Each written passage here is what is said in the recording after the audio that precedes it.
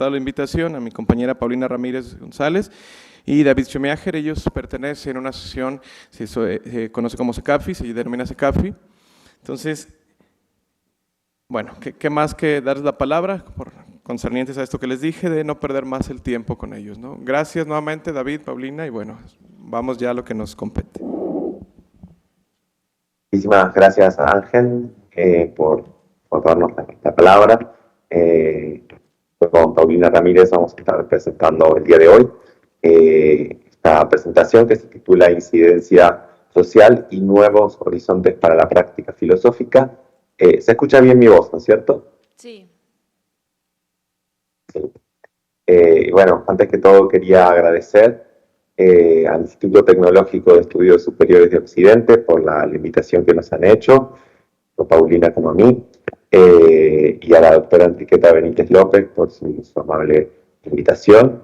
Entonces, bueno, vamos a estar contándoles un poco en relación a la práctica filosófica, a la experiencia del posgrado de nuestra maestría en práctica filosófica, con algunas proyecciones que de esto se derivan. En un inicio, bueno, vamos intercalando la presentación junto con Paulina, entonces voy a comenzar narrando brevemente algo acerca de las prácticas filosóficas, que es la materia de nuestro trabajo desde hace 15 años de CAPFI, como bien el doctor Ángel comentaba en la introducción. Las prácticas filosóficas que nosotros trabajamos o abordamos se originan en la filosofía misma, en la historia de la filosofía, retoman la praxis de filosofar con otros. Ciertamente son tan antiguas como la filosofía misma, solamente que hace unos 100 años comenzaron a reemerger de formas diversas, primero con Leonard Nelson en Alemania, después con Matthew Lippmann en Estados Unidos, después con Gerd Achenbach nuevamente en Alemania también, y así con muchos otros que finalmente lo que están haciendo es retomar la vinculación que la filosofía ha tenido siempre y de distintas formas y en distintas épocas con su sociedad circundante. Entonces, lo que hace la práctica filosófica es reavivar este vínculo absolutamente fundamental de la filosofía con su entorno. Y bueno, así poco a poco y progresivamente muchos colegas en el mundo han ido realizando este tipo de aplicaciones o prácticas.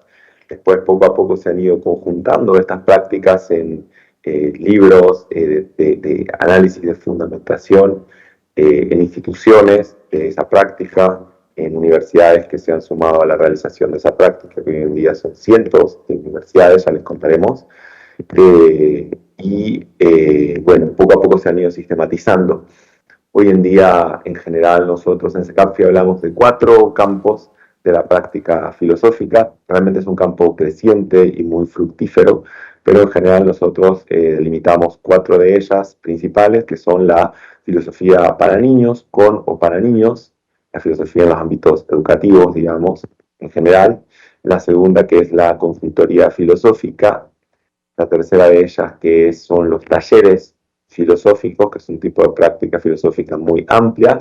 Y por último, la filosofía para organizaciones. Entonces voy a pasar la palabra a mi compañera Paulina para que cuente un poco sobre nosotros como institución, cómo entendemos esta práctica y hacia dónde dirigimos nuestro accionar institucional. David, CECAFI este año cumple 15 años y nosotros tenemos un anhelo, un compromiso y 4 objetivos. Nuestro anhelo es una sociedad humanizada, pacífica, autónoma y permeada por la práctica filosófica. Nuestro compromiso para ello es crear, investigar, difundir y educar a través de las prácticas filosóficas. Nuestro primer objetivo es desarrollar profesionales en educación superior desde una perspectiva crítica, creativa, interdisciplinar y sensible al contexto. También organizar y sistematizar investigaciones ligadas a la práctica filosófica, así como realizar publicaciones con base en ellas. Además, desarrollar e implementar espacios de actualización especializados y abiertos a todo público por medio de diplomados, cursos, talleres y trabajo con organizaciones. Y finalmente, generar vínculos con colegas, instituciones y universidades del mundo creando contenidos y eventos. Este es la base de nuestro proyecto institucional y bueno, ahora David les contará un poquito más sobre estos 15 años de trabajo que llevamos en SECAPFI. Claro que sí.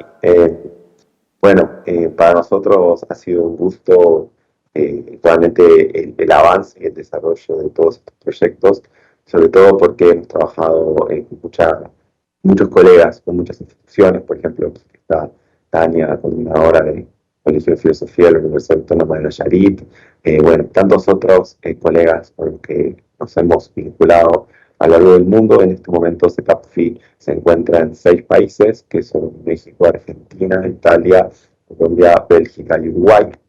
Y finalmente, gracias al trabajo conjunto, hemos podido desarrollar muchas prácticas que han derivado en un programa que a nosotros francamente nos llena de orgullo, que es la Maestría en Prácticas Filosóficas, que es un programa de posgrado avalado por la Secretaría de Educación Pública de México y que de alguna manera fue conjuntando la sumatoria de esfuerzos que no solamente fueron nuestros, sino de gran cantidad de colegas e instituciones que han ido apostando progresivamente porque la filosofía pueda vincularse efectivamente con los ámbitos sociales y generar allí injerencias, transformaciones.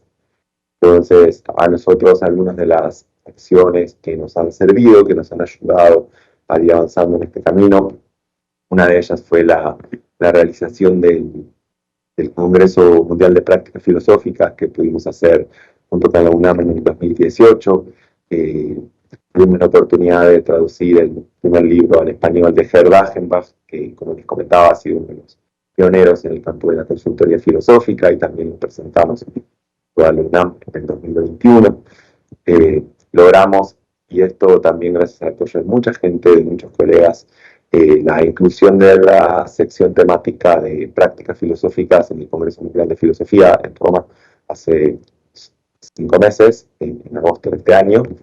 Y por último, también logramos compilar un texto que en este momento estamos presentando en diferentes lugares, que es una especie de estado del arte de la práctica filosófica a nivel mundial, que además se puede descargar de manera gratuita y que posteriormente, si la organización del evento nos lo permite, se lo podemos hacer llegar con mucho gusto. Todas estas acciones nos han ayudado a brindar una cierta base o fundamento para crear esta maestría, este programa de posgrado, que ha sido un reto permanente. Cuales tenemos, por ejemplo, al profesor Ángel González aquí presente, que es parte de nuestro programa de posgrado, y así muchos importantes colegas de México, de Colombia, de Argentina, de España y de Portugal se han sumado a esta iniciativa. Y como sabrán, los procesos con la Secretaría de Educación Pública, y yo creo que no solo en México, sino en general, y muy posiblemente en toda Latinoamérica, son complejos, son arduos, son tortuosos. Ese fue uno de los retos que asumimos y que progresivamente fuimos avanzando y sorteando para poder tener todo bien y todo en regla. Y también la configuración del programa es otra de las cosas que queríamos contarles junto con Paulina, porque para nosotros fue motivo de mucha reflexión. Y consideramos que en esta jornada de enseñanza y didáctica de la filosofía, pues estas son las reflexiones que nosotros estamos teniendo, es decir, cómo configurar un programa que sea adecuado para los estudiantes de hoy, para las realidades que nos circundan, para trabajar la filosofía con rigor, pero al mismo tiempo estar transformando en el entorno, para que la filosofía esté presente en el entorno. Entonces lo que buscamos, y ahora prontamente les presentaremos un poquitito del programa, también para que lo conozcan, cómo se estructuran las asignaturas y demás, pero buscamos permanentemente, y así buscamos siempre trabajar en SECAPFI, un equilibrio entre la dimensión teórica y de fundamentación y la dimensión práctica y aplicada. Entonces, ya prontamente lo podrán ver, pero hay materias que tienen y exigen práctica desde el primer semestre. Eso es algo que nosotros creemos definitivamente que tiene que suceder en la formación profesional de las personas en filosofía. No tenemos que dejar las prácticas para el final, como a veces se hace, sino que hay que hacerlas desde el comienzo, porque si no, perdemos ese eje tan importante de la praxis y la vinculación con la realidad, para que entonces toda la teoría, todas las bases que se estén estudiando cobren mucho más sentido, que se conecten mucho más fácilmente con una aplicación. Entonces, así funciona la maestría, que aparte dura 2 años. Entonces, comienzan de por sí con algunas de las materias que tienen que aplicar, también con materias teóricas, también con materias de base. Tienen una materia fundamental que es historia de la filosofía y las prácticas filosóficas desde una perspectiva mundial. Entonces, allí construimos un proyecto para una asignatura que busca dar cuenta no solo de la historia de la filosofía, sino de las prácticas del filosofar, al estilo como hace Pierre Hadot en la historia de la filosofía antigua occidental. Y bueno, ha sido un reto definitivamente para todos estas asignaturas, incluidos los profesores que son muy formados en el tema, pero claro está, esto es construir y buscar una historia que no está tan explícita. No solo es la historia de las ideas, sino la historia de las prácticas que han realizado nuestros colegas en el pasado. Entonces, bueno, esto es parte del programa que, como les decía, ahora vamos a detallar un poquitito más. Y paso la palabra entonces a Paulina para que siga contando un poco más sobre los objetivos y la proyección que tenemos en esta maestría. Es porque consideramos que SECAPFI estaba listo para trabajar en un proyecto como tal, porque ya teníamos experiencia en cursos, en diplomados, y además porque el objetivo podíamos expandirlo a través de que se hicieran múltiples prácticas filosóficas en distintos ámbitos, en distintos espacios. Por eso la dividimos en 4, que pudiera tener prácticas filosóficas en las aulas, con filosofía para niños principalmente, en espacios de acompañamiento individual a través de la consultoría filosófica, también que se crearan proyectos de prácticas filosóficas en ámbitos sociales, como los que se realizan en hospitales, en centros de reclusión, con personas que están en alguna situación vulnerable, y también en organizaciones, que puede ser de todo tipo, desde una empresa pequeña hasta una organización muy grande. Que la filosofía esté presente en esos espacios y se pueda tener una incidencia social positiva desde este lugar. Es decir, las y los filósofos, ¿qué podemos aportar? ¿Cómo podemos fortalecer esos espacios? ¿Qué nos toca hacer en esos lugares? Y ese es uno de los objetivos de la maestría. Por eso es que se encamina mucho a la práctica. Por eso es que se supervisa lo que hacen los estudiantes y hay materias que se dedican exclusivamente a crear el proyecto y a darle seguimiento. También, pues para lograrlo, nosotros requerimos pues tener distintas instancias que la sostengan. Entre ellas, y pues una de las más importantes, son los profesores. Los profesores hemos hablado con cada una de ellas para que participen y para que aporten eso que es relevante a la filosofía y a la práctica filosófica al mismo tiempo. David les mencionaba la materia de historia de la filosofía y la práctica filosófica desde una perspectiva mundial. ¿Qué quiere decir eso? En el primer semestre hemos invitado al doctor Diego Pineda de la Universidad Pontificia Javeriana a que imparta ese curso. Y lo que él hace es hacer un recorrido teórico-práctico sobre las distintas formas en que ha tenido el filosofar, desde Lao Tse, desde el Tlamatini en México, desde la filosofía del budismo, por ejemplo, desde Confucio, desde el Imperio Romano, ¿no? El estoicismo, es decir, distintos acercamientos a un hacer práctico. En la segunda parte nos acompaña, porque llevan un año, en la segunda parte nos acompaña el maestro Carlos Vargas, él es de la UNAM, tal vez algunos lo conozcan aquí, y bueno, él da como esa segunda parte en donde se profundiza, ya no necesariamente en la filosofía antigua, sino otras perspectivas contemporáneas. Y bueno, también está el profesor, doctor Ángel Delgado, que nos ha acompañado desde la primera generación, y él Le invitamos a 2 asignaturas, la asignatura de Lógicas del siglo XX y XXI y también a la asignatura de Debates Contemporáneos sobre Epistemología. Y es ese mismo espíritu de tener contenidos teóricos y cómo se aplican y cómo lo pueden llevar a los distintos proyectos que cada uno de los estudiantes va a realizar o tiene interés en realizarlo. Entonces los profesores pues les dan esa base desde su experiencia, desde su práctica misma que hacen, ¿no? Por ejemplo, los talleres que hace el doctor Ángel de argumentación, pues también están ahí, ¿no? Es decir, hay una vinculación entre lo que se hace y lo que se escribe, lo que se investiga. Por otro lado, también tenemos los estudiantes que vienen de muchos lugares, tanto de México como de otros países, y tienen ese interés por hacer algo más.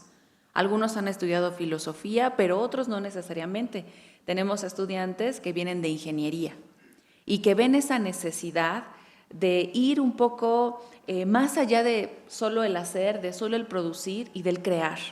Crear cosas que tengan sentido, crear cosas de valor, pensarse las cosas o trabajar. Por ejemplo, en el aula tenemos una estudiante que es profesora de primaria y quiere desarrollar filosofía para niños desde el aula. Ella lo ve necesario, no basta solo con llevar el conocimiento, enseñarles algo, sino también preocuparse por ellos, por sus inquietudes y apoyarse en la filosofía para ello, ¿no? En la filosofía para niños específicamente.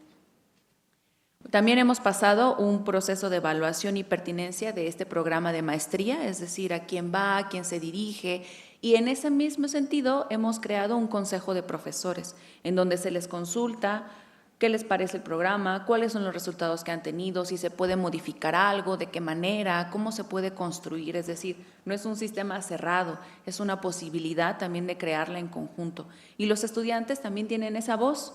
También hacemos reuniones intersemestrales y finales y de inicio, ¿no? Inicio, a la mitad y al cierre con ellos para que nos cuenten cómo va su proceso de aprendizaje, qué necesitan, qué se tiene que reforzar. Es decir, hay diferentes roles y cada uno cumple su función y siempre estamos abiertas a que se haga algo, ¿no?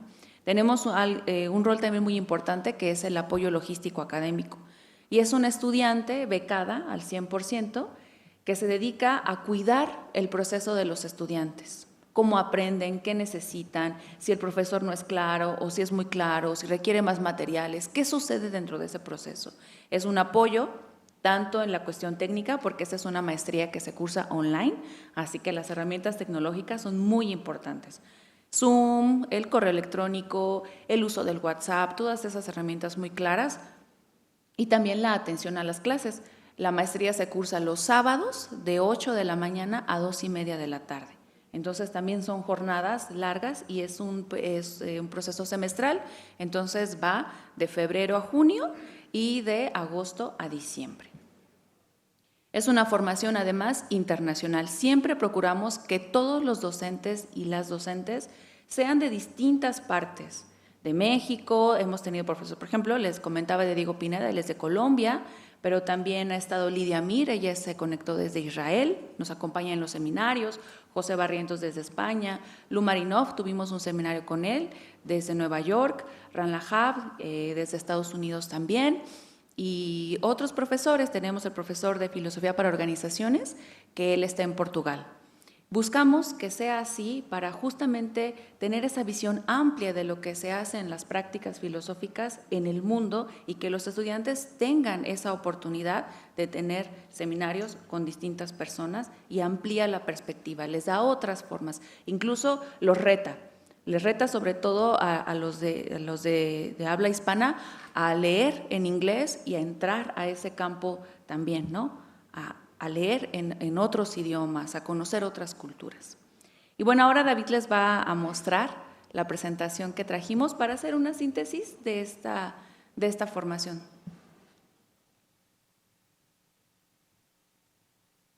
Y que yo la voy pasando y vos la vas comentando porque yo no puedo.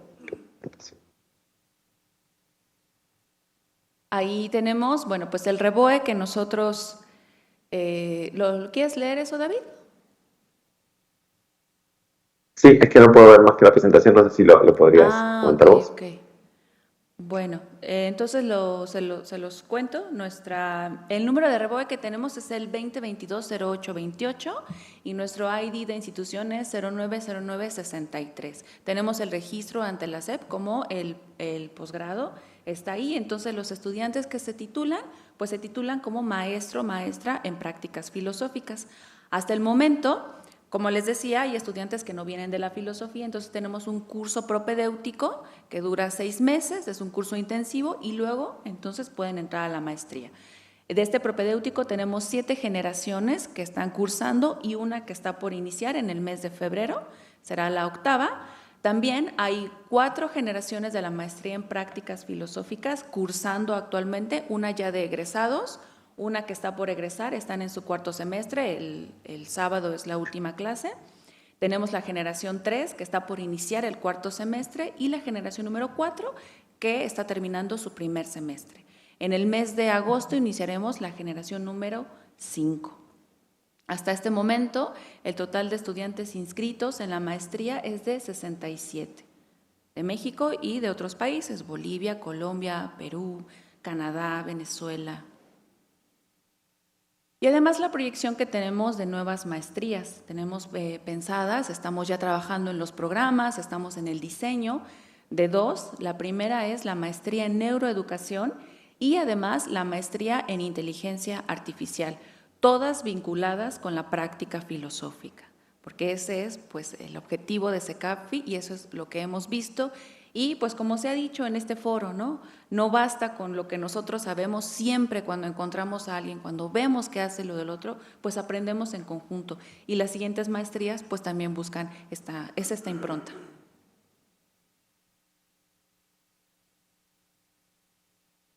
Esta foto es muy representativa para nosotros, es cuando organizamos el 15º Congreso Internacional de Prácticas Filosóficas. Ahí está, ¿no? Pues ahí está. Pues miren, nos llena de orgullo porque se juntó gente de muchos países. Solamente nos faltó que viniera Narel Arcidiácono de Australia, pero si no, de verdad que tendríamos personas de los 5 continentes. Y Narel lamentablemente no estuvo porque tuvo una situación familiar irremediable. Pero vino gente de África, vino gente de Japón, de Francia, estuvieron Alejandro Herrera, seguramente lo conocen, y también es docente de la maestría. Estuvo José Alfredo Torres, Gabriel Vargas Lozano, ¿no? Personas que pues, son muy cercanas a nuestra área, a la enseñanza, a la didáctica, a la defensa de la filosofía. También estuvo Lu Marinov, por ahí lo pueden ver con su corbatita y como del Tao. Oscar Brenifier, el amado y odiado, ahí está, el polémico, y muchas otras personas, Giancarlo Marinelli de Italia, que también ha sido pues, un apoyo muy grande para SECAFI, para la práctica filosófica en sí misma. Y bueno, pues es una muestra de lo que se hace en el mundo y de lo que también tenemos por hacer, de la invitación que está abierta a participar, a formarnos, a continuar. Este es el mapa curricular que les mencionaba David, ahí están los 4 semestres. Cada semestre tiene 4 asignaturas, hay algunas que son seriadas, como historias de la filosofía, tenemos 1 y 2, filosofía para niños, tenemos 1 y 2, se cursa 1 año, y consultoría filosófica también se cursa 1 año completo. Tenemos la 1 y la 2, perspectivas actuales sobre ética y ética aplicada, es la que imparte el doctor Alejandro Herrera. Talleres filosóficos la imparte el maestro Víctor Rojas de Colombia. El seminario de titulación, el maestro Carlos Cepeda, que es de México. Y filosofía de la educación la imparte la doctora Adriana Arpini, ella es de Argentina y bueno, pues es una investigadora, pues justamente de este tema es muy renombrada, es muy importante en su campo. Metodologías de la investigación le imparte el doctor Carlos Juliao, él también es de Colombia y trabaja sobre un método que él le ha llamado método praxeológico. Entonces, bueno, cada profesor va cambiando, va dando su propia perspectiva y este es el cursado de los 2 años de la maestría. Estas son algunas de las instituciones con las que tenemos convenio: la Universidad de Antioquia, la Universidad del Claustro de Sor Juana, la Universidad de Sogang, la Universidad de Lagos, con quien recientemente celebramos el Día Mundial de la Filosofía, ese es en Nigeria. estudiantes hicieron este evento, hicieron talleres, conferencias, y pues fue una vinculación muy importante porque además, pues bueno, la Universidad de Lagos en Nigeria es muy cercana a la UNESCO, y también la UNESCO en ese sentido apoyó este evento, está como al tanto del Día Mundial de la Filosofía y de lo que los estudiantes de maestría realizaron. Y además la Universidad Nacional de Cuyo, en la Facultad de Filosofía y Letras, que es pues en Argentina, en Mendoza. Y estos son algunos de nuestros libros, algunos que les mencionaba, y los traje, los he ido mostrando. Es nuestra editorial CECAPFI, que hasta el momento cuenta con 7 publicaciones, 30 actividades con la práctica filosófica, habilidades de pensamiento, destrezas del diálogo, la traducción al español que les mencionaba David, de la práctica filosófica, el texto de Gerd Achenbach, el libro de prácticas filosóficas comparadas que surgió luego del 15 ICPP, son 10 ponencias que estuvieron presentes ahí en el ICPP. Filosofía y nuevas normalidades es un compendio de reflexiones que se dieron durante el COVID, entonces pueden leerlo, hay bastantes, hay actividades por realizar.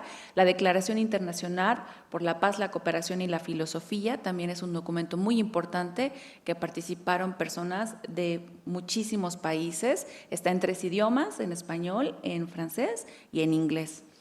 Y el reciente libro, que es La filosofía en movimiento, estado actual de las prácticas filosóficas, que se hace en conjunto con Uniminuto, esta Universidad de Colombia.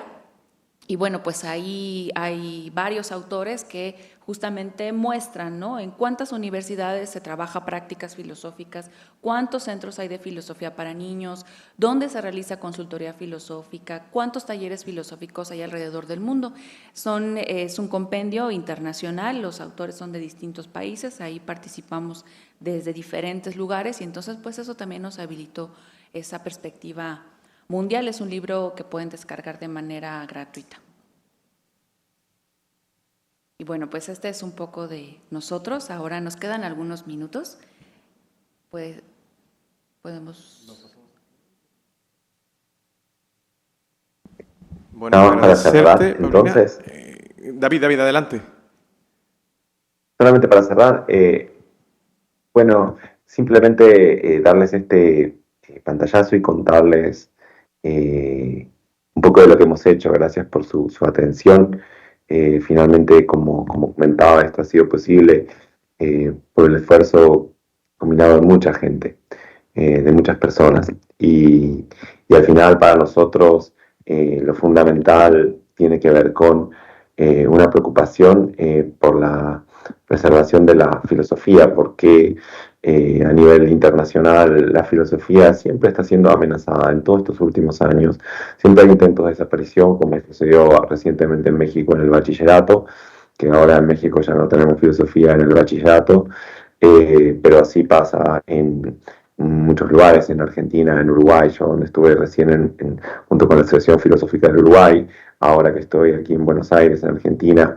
Esto es algo que se ve permanentemente, y también con las carreras de filosofía, y por eso reivindicamos, y quería mencionar este punto para cerrar esta presentación, la importancia fundamental de acercarnos urgentemente a los ámbitos sociales para mostrar ante la sociedad el valor que tiene esta práctica, y los diálogos que nosotros podamos tener, como ahora, tan importantes entre especialistas, son una instancia, pero que tiene que servir específicamente para que nuestros esfuerzos posteriores se vuelquen hacia la sociedad y hacia el entorno.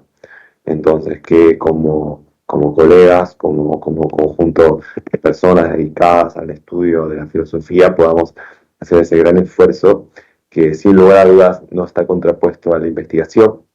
Y cierro también con un dato que complementaba con lo que decía Paulina. En el capítulo 8 del texto de la filosofía en movimiento se estudia específicamente la relación entre universidad y práctica filosófica, y allí los autores de este capítulo, que son Miguel Mandujano de la Universidad de Laguna en España y John Rhee de la Universidad de Seúl en Corea, encontraron 106 universidades en el mundo que tienen una vinculación con la práctica filosófica, incluyendo programas de grado, de posgrado, asignaturas, proyectos de extensión universitaria. Ahora que estamos por sacar ya la segunda edición del texto, estamos en ese proceso para sacar una segunda edición en inglés, muy posiblemente ese número va a subir como a unas 130. Es decir, cada vez que estamos presentando el libro en distintos países y en distintos lugares, hemos encontrado que hay más instituciones interesadas por este acercamiento serio, riguroso, por supuesto, metodológicamente estructurado, pero al mismo tiempo de vinculación clara y directa con el entorno. Entonces, bueno, nosotros creemos fehacientemente de que este es un camino de ida, nada más, que la vinculación con la sociedad es absolutamente necesaria y que, bueno, que es un camino que enriquecerá tanto las prácticas de la filosofía como las prácticas de la investigación, que van a seguir siempre siendo importantes. Muchas gracias y con eso entonces cerramos. Agradecerles, pido un aplauso para esta presentación, por favor. Les pido a nuestro auditorio que tengan presente con las preguntas, pero las voy a pasar para el final para poder avanzar y bueno, haremos aquí maravillas con el tiempo un poquito, ¿no? Agradecerles y bueno, entonces paso ahora a la presentación de Diana Lisbeth Ruiz Rincón. Ella nos acompaña desde la UNACH. El título de su ponencia es IAP, ya ella explicará a qué se refiere con esto, para la filosofía. Posibilidades de investigación para la didáctica de la argumentación. Diana, adelante, bienvenida y gracias. Muy buenas tardes ya. Esta va a ser una presentación cuya modalidad es la primera vez para mí. ¿Por qué? Porque pues, es la primera vez que me acompaña mi señor padre, que tengo ahí, a quien le dedico esta presentación, el licenciado Mario Gabriel Ruiz Orozco, que me encanta chiviar en público, porque luego me la aplica. Pues muchas gracias, papi, por acompañarme el día de hoy.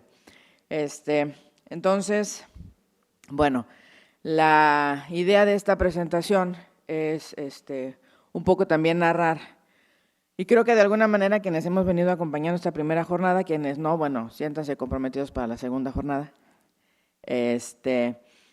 Son temas que van a poder ir conectando y van a poder ir hilando justamente a razón de las discusiones que hemos tenido desde el conversatorio, las mesas, ¿no?, la conferencia magistral, etcétera.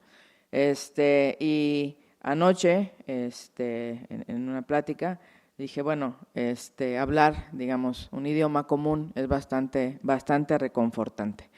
IAP para la filosofía, posibilidades de investigación para la didáctica de la argumentación, no se reduce, pero es justamente una presentación, una charla respecto a lo que hemos trabajado en la Universidad Autónoma de Chiapas desde el grupo colegiado de investigación que tengo la fortuna de liderar desde el 2018, denominado Filosofía, Información y Conocimiento. Esta presentación tiene 7 puntos, no se preocupen, no van a ser muy extensos, no prometo nada, pero voy a hacer el esfuerzo de no extenderme. Finalmente creo que ha sido un tema recurrente, yo creo que no tiene mucho caso repetir por el tiempo, no porque no valga la pena, que estamos, nos encontramos viviendo una época filosófica en la que se nos demandan muchas rutas, no solamente en términos temáticos, sino también en términos de aplicación, de diálogo, de trabajo, etcétera, etcétera, ¿no? De este estigma del trabajo secular, individual, al trabajo, a la recuperación del valor del trabajo colectivo, colaborativo, comunal, ¿no?, y dialógico, que es justamente en donde y desde donde me sitúo. Hablo no es una cuestión de, bueno, sí, pero no es una clase de filosofía de la ciencia, pero hablo del paradigma al programa de investigación científico sociocrítico. ¿Por qué? Porque es justamente donde se sitúa esta metodología. Se habló que las didácticas implican métodos y no se puede negar a la filosofía como esta madre generadora de métodos que se sitúan en alguna perspectiva o compromiso epistemológico, que es más bien como yo lo asumiría. Ahora hablo de paradigma, de transitar de la idea de paradigma como modelo único funcional, es decir, no pensando, por ejemplo, no pensar en la filosofía como solamente la academia. Se ha comentado en repetidas ocasiones, también hoy en la mañana estaban diciendo en el taller, sino como un programa de investigación científico, a la usanza y a la propuesta que plantea Lakatos. Y lo voy a decir porque a mí me encanta ser muy enfática en ese sentido, e incisiva a lo mejor. Lakatos, como filósofo, comprende las necesidades de la filosofía. Kuhn, su modelo, está muy bien, está muy bonito, pero pues piensa la ciencia desde la física, ¿no? Entonces, Lakatos, filósofo, discípulo de Popper, bueno, comprende las necesidades de la filosofía, y la idea del programa de investigación nos permite también transitar en distintos programas de investigación. Quitémosle lo de la C, programas de investigación que pueden estar funcionando hacia las prácticas, hacia la analítica o hacia las inteligencias artificiales, pero se pueden seguir interconectando, ¿no? Entonces, no lo denomino paradigma, sino programa de investigación sociocrítico, pero ahora pensándolo para la filosofía. Un poco como esto que constantemente he estado mencionando respecto a pues nos asomamos a ver qué tipo de metodologías se están generando también en otras áreas, en otros campos del conocimiento, qué cosas puedo utilizar, y hasta el momento digamos, de la apropiación y de la maduración de los proyectos o del avance en el desarrollo de las líneas de generación y aplicación del conocimiento, bueno, pues después se vuelve necesario ajustar, ¿no?, a las medidas del cuerpo, disciplinar en este caso, esta ropa, esta metodología. Entonces, esta perspectiva, ya muchos la conocen, no quiero, y no le puse play, pero bueno, ahí me vas diciendo cuánto tiempo llevo, porque tú, dale, vale, perfecto. Porque luego me extiendo y yo quiero extenderme, pero en la parte final. Digamos, resalta estas 4 dimensiones, ¿no? Los compromisos sociales y epistémicos, no epistemológicos, porque ya hay un posicionamiento epistemológico, son compromisos epistémicos.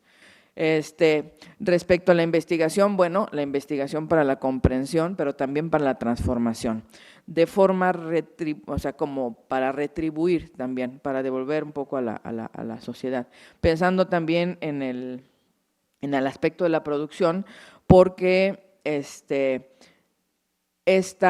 enfoque me permite a mí justificar la pertinencia de la producción tangible, aplicable, porque a veces suele asociarse mucho el trabajo y los productos de las y los filósofos y filósofas como pues simplemente generación de argumentos, ¿no? Problematización o incomodación de la sociedad, etcétera, etcétera. Y bueno, el contexto, o en el aspecto del contexto, pues tiene que ver con el involucramiento de aquellos a quienes se dirige la acción, ¿no?, o el ejercicio de la investigación o de la búsqueda, planteándolo así en sentido general, y el reconocimiento también de los conocimientos o los saberes locales. No nos vamos a meter en ese tipo al menos yo no, en ese tipo de discusiones. Ahora, la metodología de investigación a acción participativa se sitúa en el programa de investigación sociocrítica, es decir, permite justamente diseñar una ruta de búsqueda orientada, o que tendría, digamos, como finalidad transformar la realidad, pero no desde la sapiencia del investigador, la investigadora, o del filósofo o la filósofa, sino reconociendo las particularidades del contexto, de lo que también se ha hablado bastante el día de hoy, por ejemplo, y sistematizar esa información y regresarles algo, por eso lo de la retribución. Entonces, esta metodología, que es este camino, yo les voy a quedar, la deuda histórica que tengo con la humanidad es con las cuestiones estrictamente etimológicas. Entonces, la forma en la que yo comparto con mis estudiantes estas distinciones entre la metodología y el método es, la metodología es el camino que vamos a transitar y el método es cómo lo vamos a caminar, porque no es lo mismo brincando que corriendo, que de rodillas, que etcétera, ¿no? O sea, para más o menos irnos ubicando. Entonces, la metodología que invita justo a la autorreflexión, a la participación y a la generación de condiciones que permitan la autonomía. Administrable porque posibilita la generación de decisiones consensuadas. Insisto, no es quien posee la luz del conocimiento que va a llegar a alumbrar a los otros contextos a los que no les llega la luz, no. Tiene sus particularidades, ¿no? La visión democrática y compartida y el predominio de la práctica. Este es un punto muy, muy importante. Es adecuable al contexto, esta metodología, es adecuable a la disciplina, por eso dije, con permiso, dijo Monchito, voy a ver qué tal me va, ¿no? Porque la sigo aplicando y estoy justamente viendo si orma o no orma, ¿no? Y también al nivel educativo, que es justamente lo que se tratan un poco los proyectos que pretendo presentarles de manera sucinta.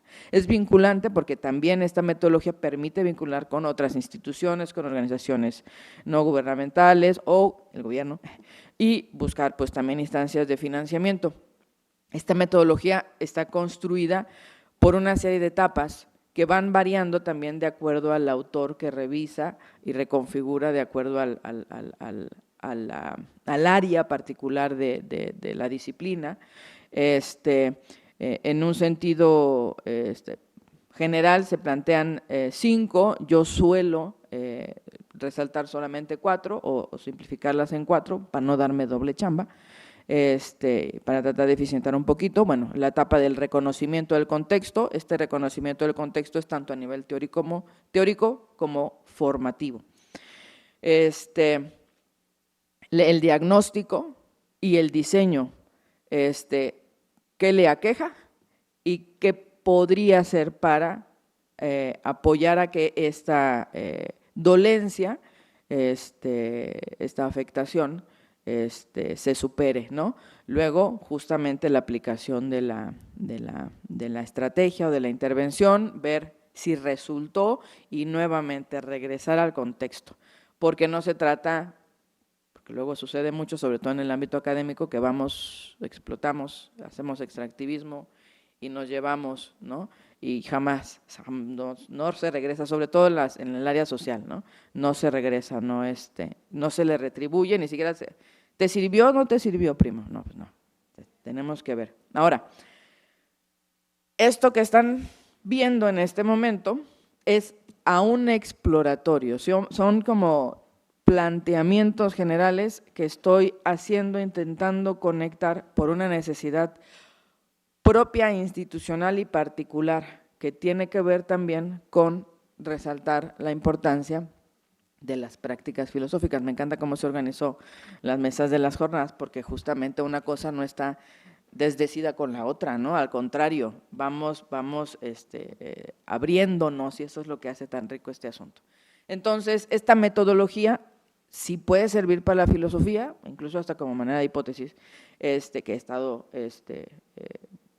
buscando confirmar, pero también para las prácticas filosóficas, pensando justamente, en la enseñanza, que es el tema que nos ocupa, ¿no? La enseñanza y la didáctica de la filosofía, que aunque el título de la ponencia es la argumentación, porque, pues bueno, les digo, esos son los proyectos. Entonces hablamos que esta metodología nos va a proveer de principios críticos, dialógicos y deliberativos, porque reconoce al otro. Es más, lo importante es el otro, y es lo que hemos dicho, ¿no? Incluso una afirmación que yo suelo hacer constantemente es, sostengo que la docencia es pensar en el otro, no en mí, sino en el otro. Entonces, en este sentido, bueno, esos son los principios que yo al menos, obviamente hay que estructurarlo y justificarlo y fundamentarlo. Téngame paciencia. Las rutas, como este camino, Esta metodología como ruta nos da el camino en la generación de conocimiento, pero también nos ayuda, nos orienta en la toma de decisiones. Respecto a la dimensión axiológica o lo que tiene que ver con los valores, bueno, pues el reconocimiento del otro, el mejoramiento de la práctica, por ejemplo, la práctica docente, la práctica argumentativa, la práctica filosófica, etcétera, etcétera, etcétera. Digamos, esta metodología para la filosofía en torno a los fines, yo lo sitúo justamente en un sentido transformador, tanto del sentido de todos los que están involucrados, todos los actores, en este caso, por ejemplo, del proceso de enseñanza-aprendizaje, todos los actores involucrados. Y todos los actores involucrados abre a la idea de solamente la interacción entre el docente y el estudiante, o el profesor y el estudiante. O sea, hay muchos actores educativos involucrados, por ejemplo, las políticas educativas o incluso los tomadores de decisiones que andan cambiándole los nombres a las asignaturas e invisibilizando a la filosofía, que forma parte justamente de otra denuncia, ¿no? Y bueno, de la filosofía misma. ¿Cómo voy de tiempo? Bueno, me voy a apurar, es que este era un chisme, pero después en los pasillos se los cuento. Ahora sí viene lo chido. Esta metodología es una metodología que yo he implementado a lo largo de varios proyectos desde el 2022. Este primer proyecto se denominó Formación en Bioética para Infancias basada en modelos de discusión crítica en contextos plurales, interculturales y democráticos. He tenido ocasión y fortuna de presentarlo también en otros foros. No voy a presentar las particularidades del proyecto, pero sí justamente las condiciones en las que se desarrolló. Este proyecto fue financiado por el Instituto de Ciencia, Tecnología e Innovación del Estado de Chiapas, se concursó por el financiamiento y, oh sorpresa para mí, porque no lo planeaba yo que haber ganado, nada más estar de metiche, ganamos el financiamiento. Entonces nos dieron grandiosos 200,000 pesos, pero el que paga manda. Entonces la condición del ejercicio era, lo tienes que hacer en 3 meses. Entonces en 3 meses hubo que diseñar digamos, los instrumentos para el diagnóstico, aplicar el diagnóstico, diseñar la propuesta de intervención, aplicar la propuesta o la herramienta para la intervención y luego hacer una suerte de rapidito, un análisis de resultados. Jesús de Veracruz. Bueno, entonces el producto fue un juego de mesa que justamente apoya y ayuda a no, es que si no me lo enseño, yo me sigo, me dicen, llévalo y ya, ¿no? Ahí voy, ya, me estoy robando de mi propio tiempo yo solita.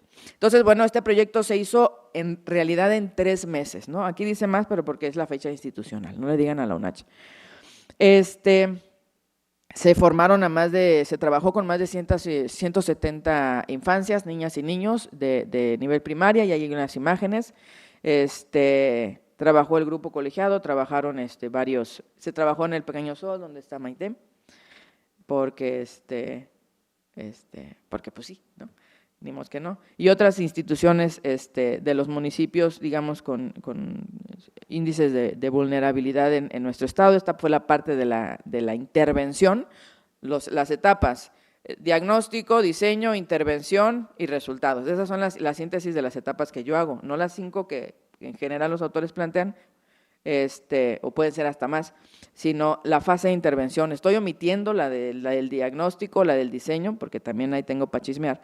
Y en la intervención se trabajó con las infancias y realmente fue una experiencia sumamente gratificante. Es un espacio que yo no me apropio, dejo que mis egresados y que mis estudiantes se enfrenten a los procesos formativos. Entonces, Aldito, que es presidente de Cofisur, luego les cuento el chisme también, y que conocen en Nayarit, fue, digamos, quien estuvo al frente. El siguiente proyecto ya en este año, dije, a ver, momento de expansión, que la patria nos salve, calmantes montes, quiero explorar esta metodología, pero con un poquito más de calma. Entonces dije, estamos trabajando temas de argumentación también, entonces lo que voy a hacer en este proyecto de este año es solamente el diagnóstico. Quiero ver, y ahora en otro nivel educativo, quiero aplicar esta metodología en el nivel medio superior para ver cómo argumentan los jóvenes, ¿no? Y justamente así se denominó, argumentación en nivel medio superior en Chiapas, hacia un diagnóstico sobre la formación para la discusión crítica. No voy a entrar más en detalles, me encantaría, y hay estudiantes. Esta es la fase diagnóstica. Se generaron ciertas situaciones justamente para provocar la discusión con los estudiantes. En el nivel medio superior, pues obviamente ya están muy, ay, se me fue la palabra en este momento. Ya han interiorizado, han internalizado profundamente una relación jerárquica y vertical, ¿no? Una relación de poder vertical con los docentes. Entonces, pues siempre que alguien estuviera en una posición superior, pues no hay cuestionamiento, ¿no? No hay oposición. Y lo que queríamos, les planteaban afirmaciones así para provocarlos y nada. Sin embargo, ya entre ellos, a nivel horizontal, ahí sí empezaban a haber conatos, un poquito desorganizados, pero bueno, fueron cuestiones que se encontraron en este proyecto del 2024, que se trabajó se trabajó con 10 actividades de diagnóstico en 5 preparatorias de diversos subsistemas. Y para el 2025 está el proyecto que se llama Potencialización de habilidades para la discusión crítica, la implementación del juego del acuerdo con juventudes. Esto es a través de, se va a usar la herramienta que se generó con las infancias, pero adecuando a temas que les resulten de interés, que tiene que ver con las emociones. ¿Por qué? Porque los jóvenes, bueno, todos, pero con ellos, digamos, para potencializar justamente la práctica argumentativa es reconociendo que discutimos de cosas que nos importan o que nos afectan en los afectos con personas que nos importan o que nos afectan en los afectos, ¿no? Entonces, el proyecto para este 2025 está, todos los, menos el de infancias, el de 24 y el del 25 son con financiamiento propio. Entonces, de 25 es para implementar una propuesta formativa, ¿no?, donde se va a aplicar la herramienta del juego del acuerdo. Y en este año se diseñó la propuesta formativa, que es un taller que se denomina Argumentación y Emociones. Y se piloteó en una preparatoria este semestre. Entonces, esas son las cosas que y cierro. Conclusión 1, y esto lo voy a leer, porque si no, wiri wiri. Alcances de los proyectos de investigación, pues es que era para el wiri wiri, por eso lo redacté así. Está la intervención, viene un siguiente proyecto, o vienen otros proyectos en donde ya se están dibujando los procesos para el nivel superior, pero también en contextos indígenas, donde la predominancia de la lengua indígena es mayor.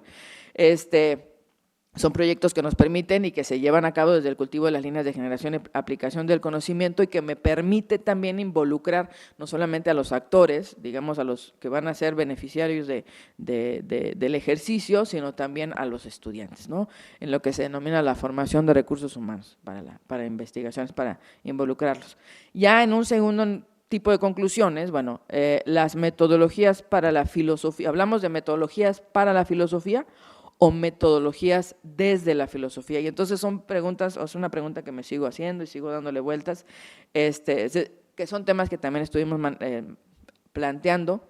Si hay didácticas desde, son las preguntas del conversatorio, ¿ven? Ya nos hayamos, sin ponernos de acuerdo, didácticas para la filosofía o didácticas de la filosofía o desde la filosofía. Entonces son preguntas que nos hacemos como filósofos problemáticos que somos, perdón.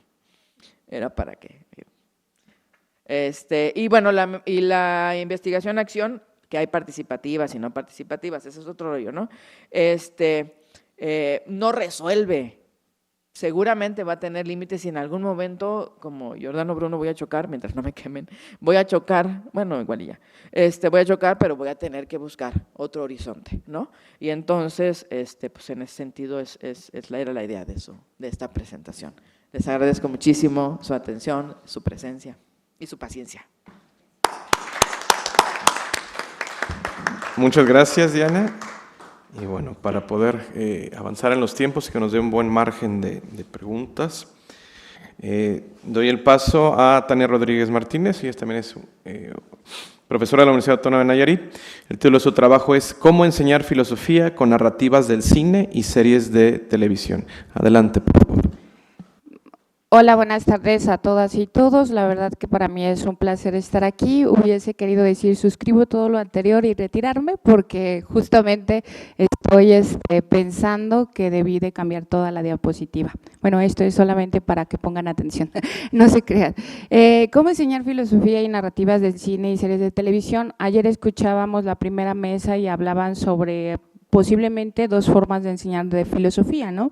Entonces, a mí me llamaba mucho la atención esta cuestión porque yo me enamoré de la filosofía también a través de las películas y cuando uno entra a la licenciatura también pierde cierta ingenuidad y ciertas cuestiones que cuando ya ves, hasta en las cuestiones de ocio que mencionaban hace rato, ves tintes filosóficos, ¿no?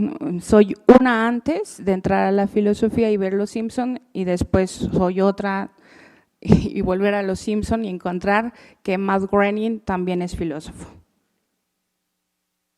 Gracias. Bueno, el esquema de trabajo es breve y es sobre la introducción, tesis, ejemplos y reflexiones finales. En esta parte, gracias Diana,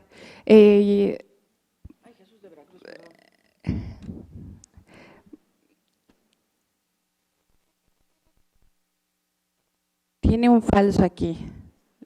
Ok. Ya se ve. Ok. Bueno, en esta parte, por ejemplo, esto surge de una pregunta, ¿cuál es la pertinencia filosófica de las narrativas del cine y de la televisión? Y, por ejemplo, aquí nosotros lo tomamos como herramienta y estrategia. En esta parte, por ejemplo, he de retomar un trabajo previo que tenemos Ángel González, Carla Martínez y su servidora sobre las habilidades sobre el desarrollo de habilidades del pensamiento crítico. Pero también creo que es importante y a veces descuidamos esa parte que parece ser que somos pura razón y también tenemos no solamente logos, etos, sino también patos. Es decir, esta cuestión lúdica, esta cuestión pasional. Ayer cuando yo escuchaba esa primera mesa decía que parece ser que hay dos modelos, un modelo tradicional o de erudición y otro modelo de problematización. Hace un momento decía Diana, es que nos ocupamos de los problemas. Pues humildemente, ¿verdad? Pero creo que ahí voy a encontrar algo que es una pregunta, ¿aprender filosofía o aprender a filosofar? Es una pregunta que quienes nos dedicamos a la filosofía constantemente está latente y creo que ahí me voy a atrever a tener esta cuestión. Es un falso dilema. O sea, no es más importante la historia, no es más importante aprender a filosofar o en este caso no están implicadas, ¿no? Si bien entendimos en los cursos de lógica que nos antecedieron, ¿no? Entonces, esta implicatura lo que señala es que no estamos haciendo cosas novedosas, ¿no? Esto de las series de televisión y las narrativas, pues se sustenta bajo esta tesis. El uso de las narrativas de cine y series televisivas en la enseñanza de la filosofía permite tener reflexiones críticas sin perder el rigor filosófico en la manera en que se estudian los problemas filosóficos. Parece redundante, pero ahorita lo vamos a desarrollar. Bien, yo les decía, esto no es nuevo, ya lo hemos visto con Julio Cabrera en su libro de 100 años de cine y filosofía y me llama mucho la atención porque también en España, en Argentina, en Colombia y México se han retomado mucho las series de televisión. Alguien me va a decir, ¿y por qué? Pues porque nuestros estudiantes, a quienes estamos teniendo en aula, no solamente están consumiendo lo que ven en redes sociales, sino también en las plataformas que tenemos ahí comerciales, inclusive nosotros consumimos este tipo de plataformas. Dime qué series ves y te diré quién eres. Entonces, aquí, por ejemplo, tenemos esfuerzos de Irene Cambrabadi, que tiene una tesis maravillosa sobre la filosofía de House, y cómo se identifican los dilemas morales. Alguien va a decir, ay, es obvio. No es tan obvio. Y justamente porque no es obvio y porque no es tan fácil, ese desarrollo de habilidades filosóficas se requieren en el ámbito de bioética, se requieren en ética aplicada, se requiere en filosofía para la educación y en diferentes disciplinas filosóficas. También, por ejemplo, tenemos a Leticia Flores Farfán, que hay justamente algo, y ahorita aprovecho que aquí está mi compañero Héctor de CONADEFI, cuando decimos que vamos a defender la filosofía parece que somos muy críticos y que solamente estamos denunciando, pero creo que también es importante hacer propuestas. Y una de las propuestas que tiene Leticia Flores Farfán y el cineasta Armando Casas es generar textos, pretextos, por decirlo así, para asociar dos cosas, el cine y la filosofía. Y ahorita les voy a mostrar en otra diapositiva lo que se ha logrado al respecto. Es decir, el argumento es también interdisciplina. Sin disciplinas no hay interdisciplina y no existen este tipo de cuestiones. Es decir, eso del área de humanidades en la nueva escuela mexicana, pues ¿qué creen? Necesitan revisarla y aquí estamos las y los filósofos para poder echar mano, tener propuestas. Bien, entonces hay algunos ejemplos, por mor del tiempo voy a solamente mencionarlos y decir en qué momento los ocupo y para qué. Hay una película muy antigüita, muy bonita, que me recomendó Ángel, sobre todo porque yo estaba checando un concepto que se llama el concepto de deliberación y que aprovecho que también uno de mis estudiantes está con esta cuestión, Hugo, que él habla sobre la deliberación y las cuestiones de una democracia, y me llama mucho la atención porque de repente parece ser que 12 personas se tienen que poner de acuerdo para llevar a alguien a una ejecución. O sea, cometió parricidio esta persona, hay algunos rasgos, es afroamericano, y como diría Miranda Fricker en su libro de Injusticia Epistémica, hay personas que sufren agravio por dudar de su situación como sujeto epistémico, y aquí, por ejemplo, se podría también tratar ese caso, ¿no? Una injusticia epistémica, se podría tratar cómo podemos encontrar las características del concepto de deliberación, y también podríamos encontrar una forma de realizar un debate. Por ejemplo, ¿quién conoce? Ahora sí voy a pedir que levanten su mano, ¿quién conoce esta película? Ok, bueno, ya la maestra Queta la ubicó, muchas gracias. De hecho, hay un artículo que habla sobre la deliberación y habla sobre los argumentos que están en favor y en contra del acusado, y cómo que de repente las cuestiones que ya decían mis compañeras ayer, las emociones, a veces pueden determinar más la acusación, que puede ser fatal si en caso de ser inocente se le lleva a la pena de muerte. Bien. Después tenemos me gusta el humor negro, he de confesarlo, sí me gusta mucho. Y en esta parte, por ejemplo, es una película de un español, Alex de la Iglesia, clasificada como cine de humor negro. No es porque salga Mario Casas, se los juro, ni Blanca Suárez, pero es una trama muy interesante porque de repente uno de los posibles dilemas que podemos analizar en ética es quién merece vivir, o qué vida, como diría Judith Butler, qué vida merece ser llorada, y porque hay un indigente, y de repente ahí también puedo ver cuestiones de necropolítica, biopolítica y focopolítica y aporofobia y otras cosas que nosotros podríamos encontrar ahí. Bien. Sí, también veo series de televisión medios románticas y con tintes feministas, como la de Anne Coné, que es una adaptación de Ana de las Tejas Verdes, y ahí, por ejemplo, lo que nos encontramos es que se hacen adaptaciones al argumento original de esta serie, que en su momento, en 1908, en el contexto de Canadá, pues llamó la atención. Actualmente, por ejemplo, podemos utilizarla para hablar sobre feminismo y las cuestiones de injusticia epistémica. Podemos también ver la cuestión de filosofía y género, podemos hablar también sobre filosofía política y demás. Entonces, también, como les decía, hay muchísimas series y muchísimas películas. Sé que va a haber muchos ejemplos, ustedes ya estarán pensando en algunos, y eso es la intención también de esta presentación, pero por mor de tiempo me voy a ir un poquito más rápido y hablaré sobre lo que les había comentado hace un momento. Cuando se junta el cine y la filosofía, podemos encontrar que empiezan a haber cuestiones que también pueden ser textos. Esta colección que se llama Historia de los Afectos, de Leticia Flores Farfán y Armando Casas, habla sobre los 7 pecados capitales, Historia de los Afectos para ellas. Participan colegas mexicanos con cine mexicano. Hace rato cuando decían, es que lo que tal vez me incomoda es que sean ejemplos de Europa y no tengamos ejemplos propios. ¿Qué creen? Lo que nos hace falta, y esto es una autocrítica, es leernos entre nosotros, escucharnos entre nosotros y de alguna manera mostrar lo que podemos proponer hacia el quehacer filosófico y la enseñanza de la filosofía, no solamente en la media superior, sino desde la edad temprana. Es decir, también se puede aplicar filosofía para niños desde el kinder. En secundaria no sé, ahí Cuitláhuac tiene una propuesta interesante y en primaria pues se da filosofía para niños y hay mucho que decir al respecto. Y bien, algo que me gustaría dejar claro es que las narrativas de cine y las series de televisión son una herramienta y una estrategia, no sustituyen las lecturas.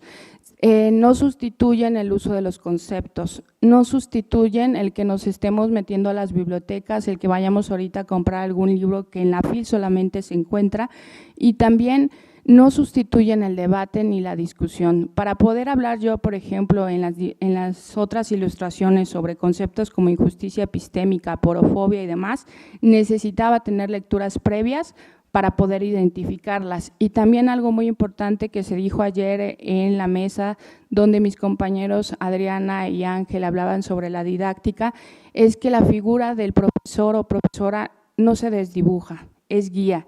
Y tampoco es falso, y digo falso, que la memoria sea obsoleta. Es decir, la memoria se necesita porque ayer yo escuchaba, ay no, que la memoria que es muy mala, que no sé qué tanto, se veía de manera peyorativa. ¿Qué creen? Para también hacer cosas lúdicas o fuera del aula se necesita memoria y si no memoriza uno, no sé dónde estaría el 2 más 2 son 4. Luego, las narrativas de cine y series de televisión también nos sirven como un detonante para el debate o la discusión en el aula y fuera del aula, porque logran vincularnos con los problemas filosóficos como nosotros hemos visto durante estas jornadas. También, por ejemplo, nos hablan sobre la cuestión de cómo se relacionan con temas que están emergiendo. Por ejemplo, actualmente tenemos una mujer en el ámbito periodístico, pero es literata, que es esta Cristina Rivera Garza, que ganó un Pulitzer sobre una novela que hizo a propósito del feminicidio de su hermana, que se llama El verano interminable de Liliana, que es en el contexto de Toluca y que a principios del siglo pues no había recursos hermenéuticos para poder nombrar como feminicidio. Entonces ahí no solamente estamos checando estas cuestiones de series, sino también podemos agarrar los textos como pretexto. Y bien, quienes nos dedicamos al quehacer filosófico, la mayoría de las veces no solo vemos las series por entretenimiento, como sería mi caso, sino también con fines didácticos, educativos, que nos permiten relacionarnos con lo que nuestros estudiantes están. Y también algo muy importante, ayer decían que los estudiantes no son haciendo una analogía a un receptáculo, pero cuando empezó el conversatorio comentaban lo que el profesor lleva y también se obviaba que los estudiantes no llevan nada. Y créanme que yo he aprendido mucho de mis estudiantes para que no me funen y para no ser una hater. Gracias.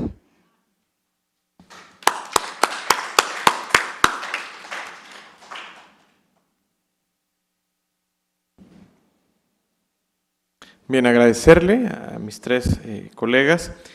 Vamos a hacer lo siguiente para abrir ya esta sesión de preguntas y respuestas. Va a ser en el orden que se fueron presentando también, así que recuerdo un poco cómo fue este orden. La primera de las ponencias, Incidencia Social y Nuevos Horizontes para la Enseñanza de la Filosofía, que presentó Paulina Ramírez y David Schumacher. Aprovecho también, hace rato por la cuestión del tiempo no había hecho la breve presentación.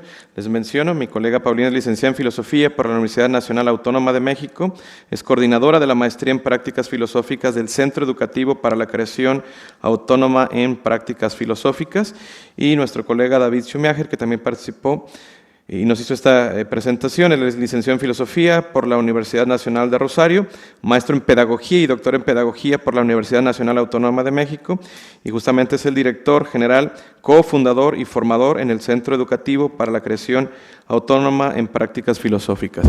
Una última petición para el auditorio, para aprovechar este tiempo, que puedan ser como muy puntuales en las observaciones. Yo sé que a veces las presentaciones nos arrojan muchas ideas, pero alguna vez nos decía Mario Bunge en un congreso que le escuchamos, que está bien que se haya suscitado eso, pero que ahorita son preguntas, no son ponencias de la ponencia, por favor.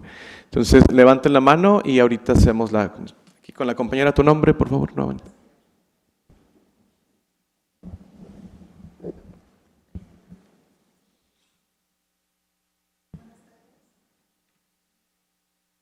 Está apagado. ¿Ya me escucho? Ya. Primeramente, felicidades a los 5 por sus ponencias. Me entusiasmó mucho conocer el centro. Ya ubiqué la página y vi los textos que podemos descargar para conocer los trabajos de todos. Y mi pregunta es sobre la consultoría filosófica, en el sentido de, bueno, yo estudié psicología y filosofía y siempre me ha gustado estar cerca de los textos de la consultoría filosófica y he estado en talleres con José Barrientos. Y mi preocupación y pregunta es si han hecho investigaciones que puedan medir los efectos de la consultoría filosófica de uno a uno. O sea, me refiero como a las intervenciones no en empresas o escuelas, sino de uno a uno, y que se vean los límites que hay de esas intervenciones con la psicología. Recuerdo del taller de Barrientos que los límites estaban muy borrosos, y también pensando en que su maestría tiene es un año de la materia de consultoría, entender cómo forman a las personas para… Si están integrando, vaya, esos límites que hay con la psicología, o qué pasa cuando en una consultoría filosófica aparecen detalles de psicopatología o detalles más graves que puede suceder y que no se preveían en un principio, y cómo lo han manejado y si hay investigaciones al respecto. Claro. Pues justo el programa tiene dos momentos. Primero, desarrollar habilidades para llevar una sesión de consultoría, y luego ver los diferentes autores, algunos, porque hay bastantes, y cuál es su perspectiva y cómo realizan su práctica. Afortunadamente, muchos pues están vivos, entonces tenemos esa oportunidad de acercarnos directamente a su práctica. En relación con la investigación, en el Colegio Mexicano de Consultores Filosóficos, hace algunos años, no muchos, hicimos un libro que se llama La Consultoría Filosófica en México. Ahí somos varios autores, es un libro que se descarga de manera gratuita, que José Alfredo Torres, por parte de su editorial, donó al colegio, y tú puedes conocer pues distintas formas en las que se ha llevado. Por ejemplo, hay un artículo en donde se trabaja consultoría filosófica en tutorías en un bachillerato en el norte de México. Entonces, cómo ese profesor aplica la consultoría filosófica en ese lugar y cómo lo diferencia, por ejemplo, de las pruebas que se les hacen para las habilidades y para elección de carrera u otros test. Entonces, ahí tú puedes ver, por ejemplo, eso. También puedes acercarte a la APA, la asociación que coordina Lu Marinov. Ahí en su revista hay también bastantes cosas donde hay una investigación, y también Elliot Cohen, en Logic Based Therapy, puedes entrar a su sitio web y tiene bastante trabajo sobre ese aspecto, y también Peter Rabe. Peter Rabe es interesante, él está en Canadá y trabaja la diferencia justamente con la psiquiatría y la consultoría filosófica, y ahí trabaja con varias personas que se dedican a la psiquiatría y que hacen una crítica a la medicación y cómo la consultoría filosófica tiene otras variantes, trabaja desde otras perspectivas, pero también puede responder un poco a esta patologización de las personas, que es la misma crítica que hace Lumarinov, ¿no? Por eso propone en un principio, pues más Platón y menos Prozac. Ahí puedes encontrar como esas de manera más específica, ¿no? Nosotros tenemos la bibliografía, leemos los autores, se acompaña con los autores y esa es la manera en que también les vamos mostrando pues justo cuál es el camino y cómo las otras materias van reforzando, por ejemplo, lógicas del siglo XX y XXI, cómo se vincula con consultoría filosófica, debates contemporáneos sobre epistemología, cómo está vinculada también, ¿no? Entonces, pues es por eso una articulación para que los conocimientos pues vayan teniendo solidez. ¿Una pregunta más? Bueno, yo sí tengo una, la voy a plantear desde aquí. En algún momento hace, bueno, no sé cuántos años, pero casi siempre nos remontamos a esta bisagra que fue la pandemia, ¿no? Entonces, al principio, muchos, yo me incluyo ahí, reflexionamos y discutíamos si la filosofía se podía llevar, por ejemplo, en cuestiones como en línea, ¿no? Algunos consideramos en aquel momento que no, que tiene que ser presencial exclusivamente. Ahora creo que la pregunta cambia, porque eso se puede hacer. Lo cual no significa que no haya problemas, ¿no? Desde la experiencia, ¿cuál ha sido el principal problema a afrontar? Porque también no es tan sencillo como decir, ahora nos dimos cuenta que estamos ante un auditorio, una clase, y ahora estoy ante una pantalla. Me parece que no es tan sencillo. ¿Cómo lo has visto? Prácticamente que tú coordinas y estás constantemente enfrentándote a estas cuestiones, ¿no? Sí. Pues la maestría es online porque justo nos permite que las personas se puedan conectar y esta maestría es modalidad ejecutiva. Es decir, desde inicio sabemos que no van a ser estudiantes de tiempo completo. Entonces, también esa es una perspectiva que nosotros tomamos en cuenta. Todos nuestros estudiantes o son docentes, o tienen trabajos, o cuidan a su familia, hacen muchas cosas. Entonces, partimos desde ahí. La virtualidad les ayuda a conectarse desde un lugar, desde su casa o desde su oficina, y poder llevar esta formación. La presencialidad pues no se sustituye, pero la virtualidad nos puede conectar. Tenemos un estudiante que vive en Canadá y que de otra manera pues no podría cursar la maestría. Está alguien de Canadá y al mismo tiempo está Guaira, por ejemplo, que es de Bolivia.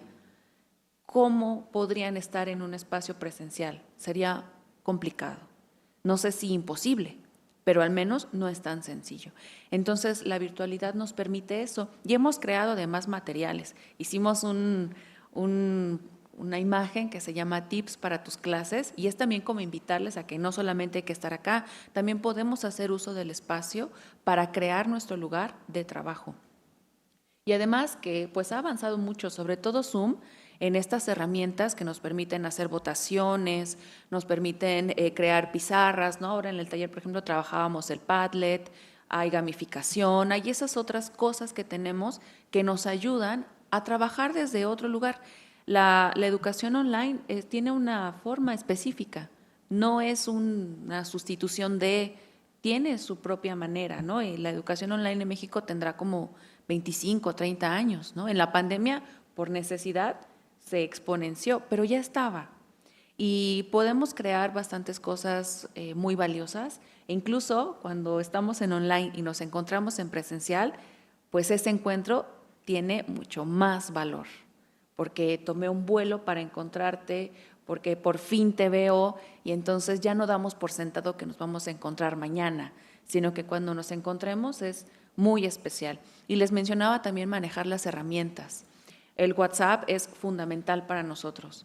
Cuando yo necesito algo de los estudiantes o ellos necesitan algo de mí, te marco, hacemos una videollamada y es estar pendiente con esos medios que tenemos. A mí me encantaría pues conocer como en persona, por ejemplo, les digo, Guaira, ¿no? Que vive en Bolivia. Tal vez no lo pueda hacer pronto, pero estoy pendiente de ella, de lo que necesita, de su registro, de que si ya postilló su título, de si ya lo validó la SEP, de todo eso, pues yo estoy pendiente aún cuando ella se encuentre pues al otro lado, ¿no? Muy lejos de aquí.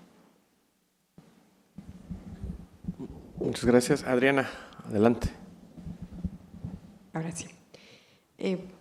Escuchando lo de ayer y hoy, y estoy tratando de llevarme algo a la licenciatura en Ciencias de la Educación, y hoy me salieron muchas dudas en cuanto a conceptos. Si es o podría ser lo mismo prácticas filosóficas, prácticas de enseñanza filosóficas, filosofía con fines educativos, filosofía de la enseñanza, filosofía de la educación. Y si en todo caso la filosofía hay una nivelación en cuanto a edades. Han manejado mucho el término filosofía para niños. Entonces también habría filosofía para adolescentes, o cómo, o en dónde, o en qué licenciatura de filosofía se está trabajando la filosofía para adolescentes, porque también han manejado, o se ha manejado el término media superior. Entonces, ¿cómo trabajar desde esa filosofía? Por ejemplo, en Ciencias de la Educación de la Universidad Autónoma de Nayarit, hay una unidad que se llama Filosofía de la Educación. Entonces, ya no sé si realmente sería como un análisis de los textos de políticas educativas, o sea, entender cómo la política ha trabajado dentro de la educación, si estamos dirigiendo la elaboración de esas políticas para una mejor educación, o si sería la filosofía con fines educativos. Ya me perdí. Entonces es como una duda que creo que es muy buena para mí, y entender todo ese montón de conceptos. Quizá no ahorita tengamos la respuesta o ustedes son buenos para eso, pero sí me surgieron todas esas dudas de los conceptos. Gracias. Bueno, las prácticas filosóficas es un nombre que se le ha dado a cierto tipo muy concreto. En este caso nosotros las clasificamos en 4. Filosofía para niños, que se llama así, Philosophy for Children, P4C, tiene sus variantes, pero parte de una propuesta de Matthew Lipman y Anne Margaret Sharp, que diseñan un programa desde kinder hasta bachillerato con novelas y manuales para el aula. Cada novela, cada manual, pues tiene una habilidad de pensamiento, refiere a un tema y es un trabajo, digamos, es una forma específica de trabajar. Luego hay otras variantes, ¿no? Porque dicen, bueno, filosofía para niños solo es para niños, bueno, podría ser también para jóvenes, porque se aplica. Yo, por ejemplo, he trabajado un texto que es de Lisa para 9 años, Lipman lo trabajó para alguien de 9 años, pero lo he trabajado con adultos, con jóvenes de bachillerato, con niños, con profesores, porque es novela filosófica y la estructura te permite llevarlo a un público amplio. Entonces, esa es la diferencia, por ejemplo, con filosofía para niños, ¿no? Es una metodología, incluso Lipman registró el nombre, Philosophy for Children, refiere a una cosa específica que él y Anne Sharp crearon. Pero pues eso tiene muchos años, ¿no? Entonces, filosofía para niños se realiza como en 80 países. Hay un montón de trabajo sobre el área. Entonces, pues obviamente ha ido cambiando, ¿no? Y pues prácticas filosóficas es una intervención específica, un taller que tiene diversos fines, que busca algo para incorporar. Puede ser un texto filosófico dentro de una caminata filosófica, esa es una práctica. Puede ser un taller que se hace en un centro de reclusión, como lo que hace justamente José Barrientos con el proyecto Boesio. Puede ser en ámbitos de la salud. Boana Ferry, ahora que mencionas, me acuerdo de Boana Ferry, ella trabaja en Estados Unidos con pacientes psiquiátricos y mujeres que están en un tratamiento de cáncer. Hace consultoría filosófica con ellas. Entonces, es distinto, ¿no? Es otra forma. Ahí aplica la consultoría filosófica. Y bueno, así cada una pues tiene su particularidad. Esas son prácticas filosóficas. Muchas gracias. Diana, ¿te parece? Nada más hago presentación muy breve, bueno, tu comentario, y puedes iniciar con esa misma pregunta, ¿no? Bueno, Diana Ruiz, con su ponencia que ya ustedes escucharon, la investigación acción participativa para la filosofía, posibilidades de investigación para la didáctica de la argumentación, y es licenciada en filosofía por la Universidad de Guadalajara, doctora en filosofía por la Universidad de Salamanca, profesora de la Universidad Autónoma de Chiapas, y bueno, es integrante, fundadora del Grupo Interuniversitario en Estudios de Enseñanza y Didáctica de la Filosofía. Adrián, adelante la respuesta a la pregunta de la compañera Adriana. Ok. Perdón por el daño. Esa es mi respuesta. Felicidades y bienvenida. De eso se trata justamente la filosofía, de salir un poquito más incómodos de cómo llegamos. Cuando estaba lo del taller, para contestar voy a tratar de ser breve, insisto, trataré, no les prometo nada. planteaste una serie de preguntas que son la base del compromiso de todo profesional o todo quien se dedica formalmente a la filosofía, ¿no? Al trabajo del pensar, la claridad conceptual. Es que no es hablar lo mismo de gimnasia cuando hablamos de magnesia, no es lo mismo, ¿no? Y un artículo, alguna modificación en la expresión cambia totalmente el sentido, la misma expresión, el mismo término. Si no, ahí están los diccionarios de filosofía, dependen del autor, de la época, de la escuela o de la tradición, etcétera, etcétera, etcétera. Depende de quién le preguntes lo que te vaya a contestar. La disculpa es porque pues vienes de ciencias de la educación, ¿no? Y ya te contagiamos. Y qué bueno. En algún momento un estudiante me pregunta, profe, ¿qué diferencia? Para no irme de espalda, ¿qué diferencia hay entre la autoayuda y la filosofía? Es una pregunta ingenua, no había perdido todavía su ingenuidad. Pero bueno, es el daño que hace el TikTok, no es cierto. ¿Cuál es la diferencia entre la autoayuda y la filosofía? Y yo le dije, bueno, para profundizar, pues agarras una pala y te tomas tu tiempo, pero a bote pronto te puedo contestar. La autoayuda te va a dar respuestas, te va a evitar la fatiga del pensar. La filosofía te va a hacer preguntarte, te va a incomodar, te va a llevar justamente a el pensar. Por eso luego muchos, obviamente el pensar no es exclusivo de quienes estamos en el campo de la filosofía, todos pensamos, pero hay enfoques, hay orientaciones, hay metodologías. Entonces, la pregunta que te haces es una pregunta que te haces desde la educación, es decir, estás pensando desde la educación. De alguna manera podría decirte que estás empezando a hacer filosofía de la educación. Esperar respuestas definitivas como una suerte de búsqueda de marco de autoayuda sería esto, evitarte la fatiga del pensar. La invitación, por eso insisto en la disculpa, busca tus propias respuestas, ¿no? Claro, hay muchas fuentes, pero ya las preguntas están implicando un bosquejo de respuestas. El tipo de preguntas ya lleva, digamos, como bajo el ala, una suerte de respuesta. Ese sería mi comentario. Estuvieron chidas, ¿eh? Gracias.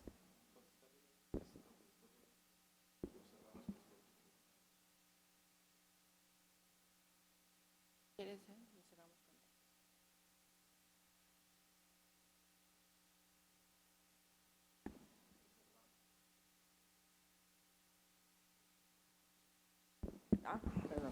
Ya. Perdón, esto es común desde el diario. ¿Alguna otra pregunta para esta segunda participación con Diana? Ya después la maestra Tania retoma la pregunta de Adriana, pero para continuar con esta dinámica. No, yo una muy breve, Diana, además es raro porque luego también estamos entre mil y un cosas, pero esta pregunta me parece interesante. En la presentación tú hablas, y está muy cargado, lo cual no es incorrecto, a que tu interés es generar un proyecto para enseñar a estudiar para enseñar a argumentar a los estudiantes, ¿no? Muy breve, ¿qué opinión te merece la discusión que tenemos muchas personas, también los interesados en la teoría de la argumentación, que propiamente no enseñas a argumentar? Lo que se va haciendo es tratando de ir generando en ciertos contextos cómo se llevaría la argumentación. No entendí la pregunta, pero yo supongo que es más como un comentario. Bien, ¿es una pregunta o es un comentario muy, muy interesante? Porque justamente mi búsqueda no es el enseñarles a argumentar como si hubiera una sola ruta.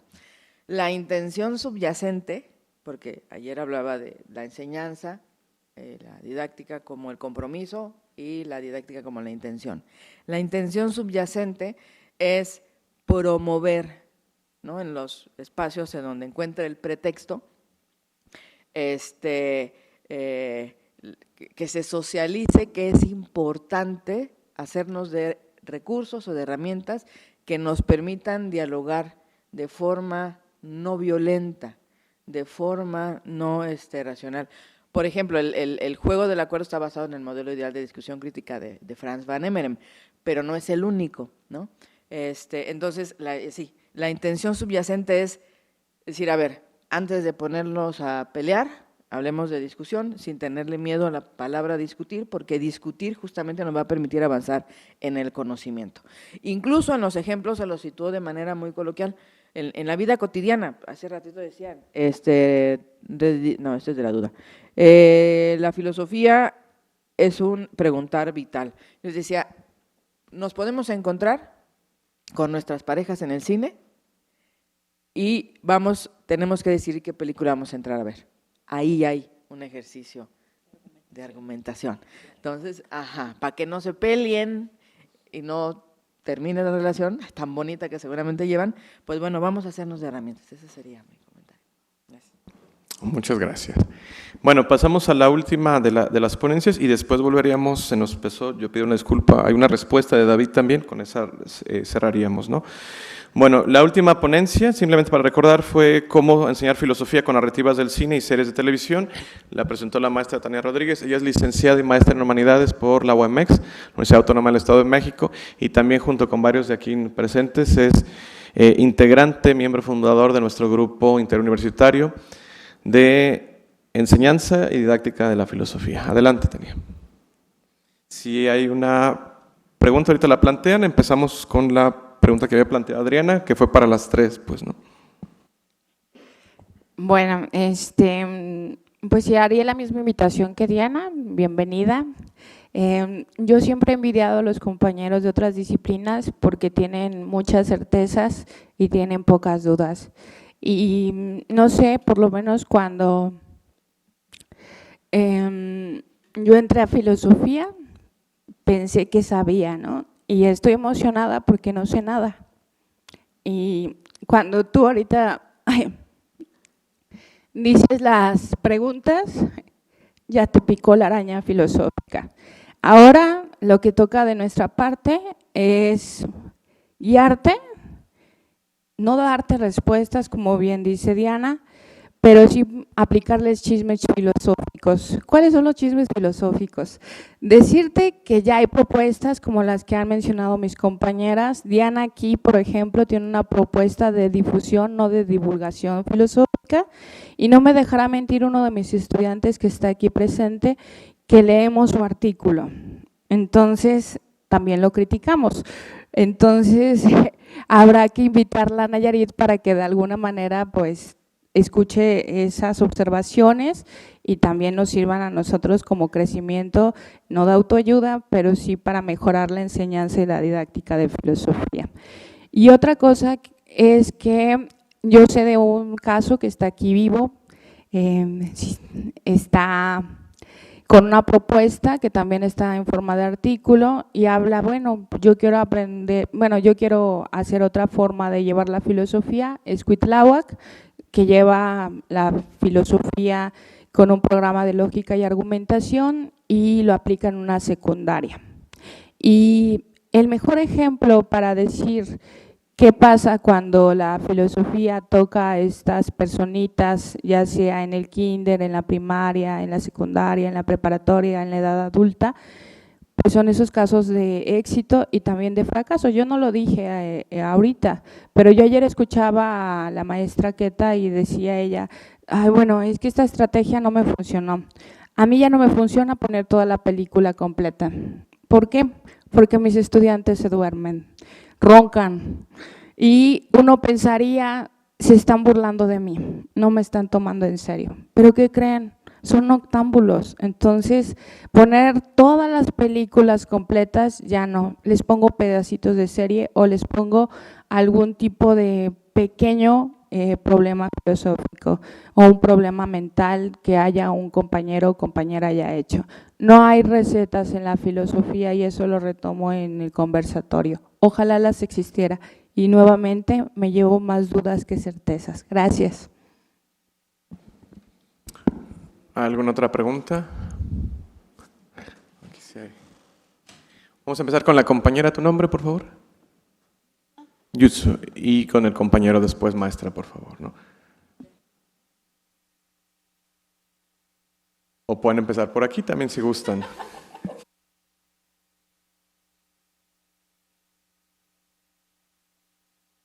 Una disculpa, voy a iniciar. Bueno, estaba pensando en la pregunta, pero creo que ya dio su respuesta de que no hay recetas, pero yo me estaba preguntando, porque siempre fue la duda cuando usted nos dio la sesión sobre cine y filosofía en la materia de difusión de la filosofía, era sobre, digamos, qué estrategias o metodologías proponía para guiar la discusión filosófica a través de las narrativas, ¿no? Porque a veces en una narrativa encontramos varias encrucijadas o varios caminos, ¿no? Bueno, para eso, pues los ejemplos que usted nos colocó.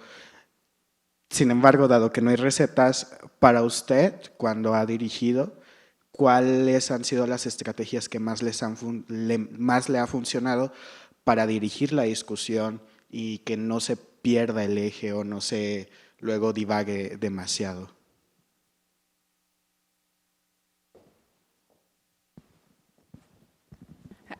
Bueno, es una buena pregunta. De hecho, lo que realicé en este periodo que acaba de concluir en epistemología de la cultura fue relacionarlo un poco como los aperitivos, no darles la película o el corto al principio, pero lo que hice fue, a ver, ¿qué características tienen los vampiros?, ¿no? Y empezaban a escribir, ¿no? Y de repente les mostraba Crepúsculo, ¿no? Y todos no escribieron la característica de que brilla en el sol, ¿no?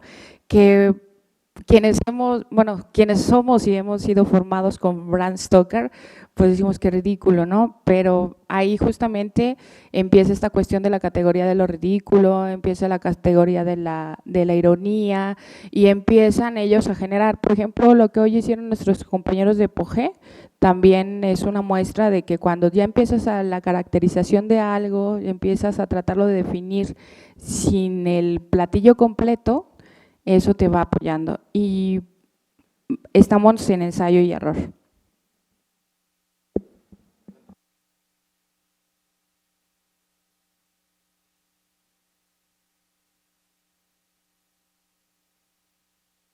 Solo quería preguntar para la doctora Diana, me parece. Sí, eres Diana, ¿verdad? Si nos podías contar más de las experiencias en los ejemplos que nos dabas, por ejemplo, en la prepa, y bueno, también el que hiciste con primaria me parece enfocado en ética, pero me interesaba el de qué habías hecho en prepa, porque describiste como la estructura general, pero me gustaría que nos contaras un poquito más de la experiencia, en qué consistía. Diana, permíteme, mejor que la última pregunta y ahorita se la brinco, ¿no? Maestra, doctora Enriqueta, ¿podemos hacer de una vez la última pregunta por la cuestión del tiempo y ya ahorita que lo contesten? Aquí el compañero, adelante. Héctor. Hola, buenas tardes. Tania, es difícil enseñar filosofía, sobre todo cuando enseñamos filosofía para personas no filósofas o que pertenecen a otros ámbitos. Por ejemplo, los ingenieros o las ingenieras, o los abogados, las abogadas. No da lo mismo que los estudiantes de filosofía, incluso no da lo mismo enseñar filosofía a distancia que enseñar filosofía presencialmente.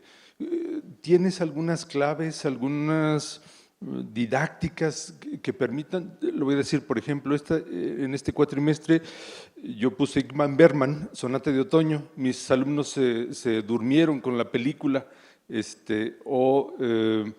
puse Hannibal y me pasó lo mismo. Es decir, ya dices aquí un elemento, no toda la película, pero si no toda la película, ¿qué otras cosas sí puede uno hacer? Preguntas, ¿cómo? No lo sé si… Muchas gracias por sus preguntas. Nuevamente, en el orden que les había pedido, empieza Diana, concluye Tania y una respuesta que se me brincó a mí, que es de David. Adelante, Diana. Ok. Y igual por los tiempos, voy a tratar de ser breve. El proyecto que se realizó en prepa se ubica en la primera etapa de la metodología de investigación y acción participativa, que es la etapa diagnóstica.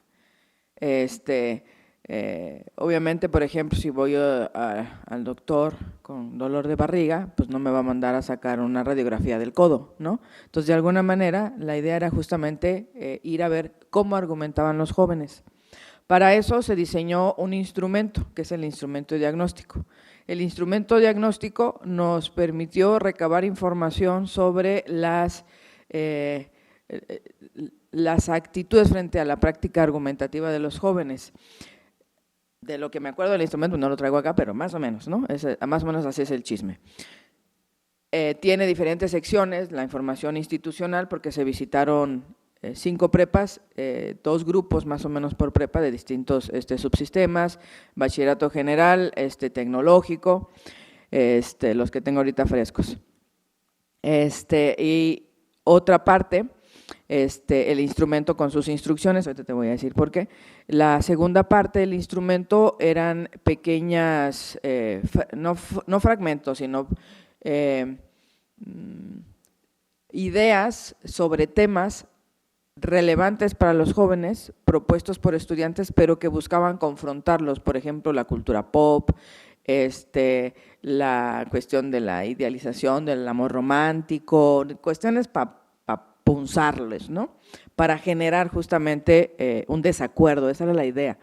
Estos temas fueron propuestos por los jóvenes, ¿por qué? Porque la idea era todo el año pasado fue solamente diagnóstico, nada más ir a chismear y a ver si había, cómo lo hacía. No digo que no, pero vemos que es más frecuente que los asuntos se resuelvan o por una instancia que media o por la violencia, por ejemplo, las agresiones físicas o la intimidación, etcétera, etcétera, y no a través de el diálogo, la argumentación.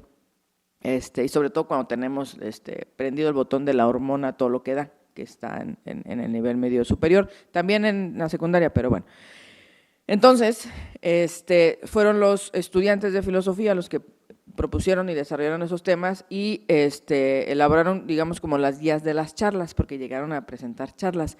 La idea era que no sintieran una distancia etaria los estudiantes con quienes iban a presentar la charla, para poder justamente generar condiciones que les fueran más familiares en la interacción dialógica o argumentativa o en el diálogo, ¿no? Porque pues era una charla, no era como tal un monólogo. No funcionó como se esperaba, es parte justamente de el ejercicio diagnóstico, porque al menos en la estructura y en la infraestructura, en la disposición del espacio y del dispositivo formativo, pues hay una diferencia vertical entre el docente y el discente, ¿no?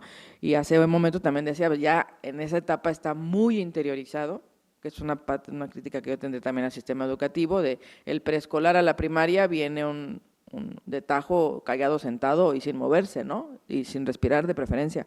Y entonces te van restringiendo, no preguntes, no, y entonces eso es más antifilosófico que nada, ¿no? Entonces ya en la prepa pues está muy interiorizado eso de no oponerse, no cuestionar a la autoridad o al docente, y entonces eso generó esa resistencia. Sin embargo, porque fuimos bien, y yo soy bastante compartida con mis estudiantes, iba a decir mitotera, pero va a ser muy poco académico, bastante compartida porque invito a algún colega que jala conmigo, invito a estudiantes de un semestre o de otro semestre con los que suelo impartir materia, y digo, bueno, tú vas a hacer eso porque me encanta también andar repartiendo, ustedes van a hacer la charla, ustedes van a observar esto, y yo los observo observando y observo la dinámica. Y entonces, porque y en ciertos momentos también participan como para provocar, ¿no? La discusión. Y entonces, bueno, integrando lo observado y lo recabado en el instrumento diagnóstico, que la última parte del instrumento es una especie de checklist desde el modelo ideal de la discusión crítica de Van Emeren, las etapas que si de confrontación, la apertura, la argumentación, y si ver más o menos si se van desarrollando, aunque avancen y se regresen, porque no es lineal tampoco este modelo, se detectaron algunas cuestiones, entre ellas justamente esto, que la discusión es horizontal. No discutían con el docente, pero discutían entre ellos, ¿no? Y habían conatos, y luego esos conatos se ahogaban entre renuncias, o sea, tú eres el que siempre está ahí peleando por todo, o simplemente por no saber cómo contestar y cómo avanzar para poder lograr pues un acuerdo, ¿no? O un consenso. Entonces, eso es lo que se trabajó con las prepas. Este mismo año, después de hacer el diagnóstico, la propuesta en trabajo colegiado, digo colegiado con los estudiantes, porque son los que después van a ser los responsables de estar frente a grupos, sobre todo en ese nivel, fue bueno, ¿qué observamos? ¿Cuáles son las categorías de análisis que identificamos y cómo podemos resolver esto? No, pues es que vemos que empezaron a clavarse, digamos, con temas que tenían que ver con sus afectos, con sus pasiones, con sus emociones. Bueno, pues que proponen, porque en la licenciatura de filosofía hay una línea que se llama docencia filosófica, yo estoy ahí, ahí después les cuento también el chisme de por qué hay una línea de docencia filosófica. Entonces, ahí trabajamos, hay una materia que se llama Metodología para la elaboración de programas de acuerdo a modelos curriculares. Ese es el título de la asignatura. Agarro aire siempre para decirlo porque es una, sí, pues, molesta. Sí. Entonces, ahí justamente quienes estaban llevando esa materia conmigo, hicieron el diseño de la propuesta, que consistió en un taller de 5 sesiones para hablar sobre argumentación de emociones. La primera sesión para hablar sobre la teoría de las emociones es Spinoza, la segunda sesión para hablar sobre el modo emocional de argumentación de Michael Gilbert, como para reconocer que no está separado de la propuesta tampoco de la pragmadialéctica, desde este enfoque. Bueno, para reconocer que pues, es una dimensión importante que nos lleva, nos provoca y nos evoca la discusión, pero que hay que avanzar, no nada más es quedarnos ahí. Y las siguientes sesiones para trabajar con la herramienta, ya el juego del acuerdo, ahí hay sus vicisitudes, ya después te cuento o lo contaré en algún artículo que pueda después socializarse. Y ese ejercicio fue justamente el piloteo, porque quienes diseñaron la propuesta formativa, pues se regresaron con todas las observaciones, porque también hicieron observación de la práctica docente, e hicieron observación de la propuesta formativa, si los tiempos se acomodaron, si los recursos didácticos, si las herramientas fueron claras, fueron suficientes, fueron útiles, el nivel de involucramiento de los estudiantes, etcétera, etcétera.